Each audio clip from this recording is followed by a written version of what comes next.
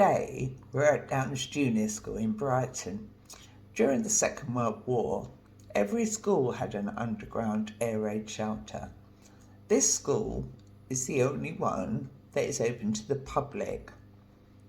The last time I was here was 50 odd years ago, when I myself was a pupil at this school. Come along with us now and let's explore together. Yeah. Would you like to say anything for the camera? Well, yes. I mean, this Okay.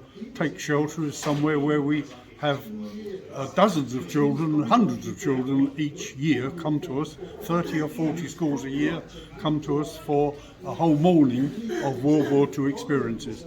And for myself, I was 7 when the war started, and I can remember being an evacuee. And Alan here, next to me. Hello, Alan. He was also a boy in Brighton during the war. Oh, well, thank you.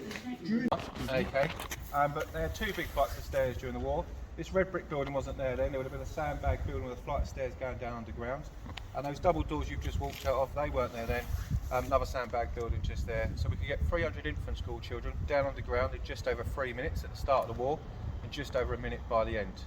Wow. It was it's a bit like a fire drill, and we're really good at this school. We've got 3 air raid shelters. So the school was so big.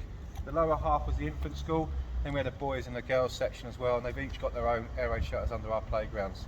This one's also got 3 emergency escape routes. Hatch 1 is just that black wheel just over there underneath that bench. Hatch 2 is the only original entrance left, is this one just here. And hatch 3 is what we've got open over there as well. So it does a big figure of 8 across the whole top playground. All right. Wow.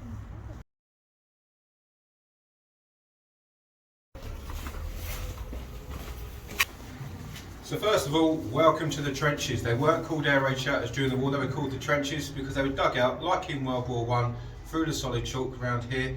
And like I said just a minute ago, it does a big figure of 8 across the whole top playground. Dug out by hand, so if you didn't have a job at the time, to get your government money basically, you had to come and expected to come and dig the air raid shelters out. Being dug in the summer holiday before war was even declared. So imagine digging this whole big area out, and they've got to do it 3 times in just this school. All the old schools have got them. We're just now only one of 2 in the country that are now open up to the public. So there's one here and there's one up in Ipswich. That's the only 2 now that are still open to the public and do tours. The rest have all been caved in, or they've been filled in, or they've got no access to them anymore. So, but what we've done here is we've turned this alcove, and we've got various alcoves that go around, into an Anderson shelter. So imagine what it's be like buried into your back garden. So we've got the sandbags and the grass over the top, corrugated metal, and you've got your bunk beds. It depended how big your family was, because obviously it wasn't much bigger than that site in there. It's maybe about a metre bigger than that, but that was it. It wasn't very big. So depending how big your family was, how much you've got to try and get yourself crammed into that tiny place in your back garden. I was 7, my brother was 5 when war was declared. We lived in Thornton Heath, and we arrived at the school with our parents to join all of the children that were going to be evacuated. And when we arrived at Brighton station, we were in a state of high excitement really, because a long train journey with all our friends, children we knew. But at Brighton station we were ushered on to double-decker green buses, which of course we'd never seen before, and we went off on what seemed quite a long journey. They called the children from the bus, took them, introduced them to the person in the house, and we were just left there.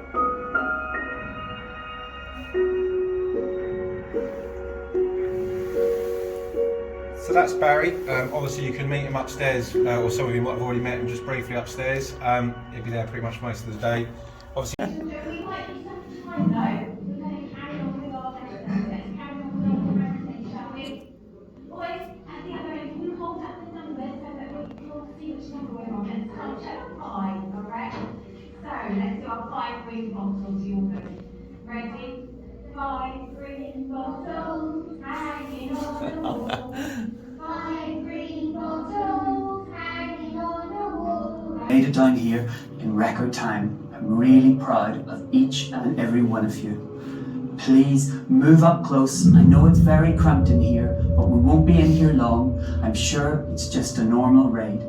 If you need the toilets are at the back, but let's try and hold on, because I'm sure we won't be down here too long. If you listen carefully, Can you hear it just in the distance? They're coming closer, but don't worry. They're just flying over. They'll not be near us, so everything will be okay. Don't panic. They're far away. Don't worry about anything. If you're worried about any of your friends or family members, they'll all be safe in the air raid shelter. Remember, all your teachers are like me. They're air raid wardens, and they're working all over Brighton, and other people are working all over Brighton to keep your family members safe. And they're in shelters like these. If you think how thick the walls are, how deep we are underground, it's going to totally protect us. Please. I was very close, but don't worry. Everything is okay. Well, obviously, with everything now, with the modern technology, we know what's happening in the world pretty much before it even happens itself. But in those times, it was through the wireless or through the newspaper. And if you push that red button just there, I am speaking to you. Neville Chamberlain declares war through the wireless for you. At 10 Downing Street. This morning, the British ambassador in Berlin handed the German government a final note stating that unless we heard from them by 11 o'clock, that they were prepared at once to withdraw their troops from Poland, a state of war would exist between us. I have to tell you now that no such undertaking has been received, and that consequently this country is at war with Germany.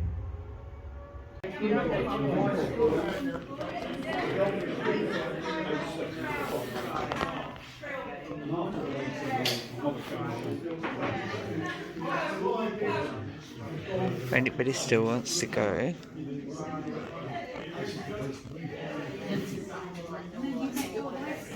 Yes, yes.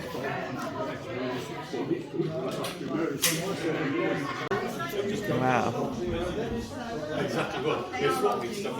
Get a bit claustrophobic with that, wouldn't you? I know a few people might be interested in that. Oh, scrapbooks. That's interesting. Wow. Because a lot of people would have done these, but the majority of them would have probably got destroyed over the years and not kept.